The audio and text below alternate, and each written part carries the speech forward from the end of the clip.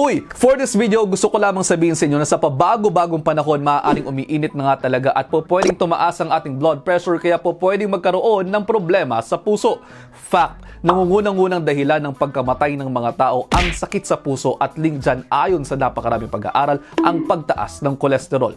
Mayroon po tayong ASCVD risk stratification for a reason na nag-a-account ng ating blood pressure, edad, past medical history, kasama rin po ang inyong kolesterol. Ayon pa nga sa pag-aaral ng FNRI, isa sa dalawang Pinoy ay maaaring apektado ng problemang tumataas na kolesterol. Diyan papasok ang healthy lifestyle kasama kinakain at kung gusto pa ng karagdagang tulong, po pwedeng mag-take ng inumin like pineapple juice na Heart Smart na mayroong Redocol. Ang Redocol ay blend ng mga plant-derived phytochemicals na kamukha ng kolesterol at po pwedeng makipagkompetensya sa kolesterol para sa absorption sa ating small intestine.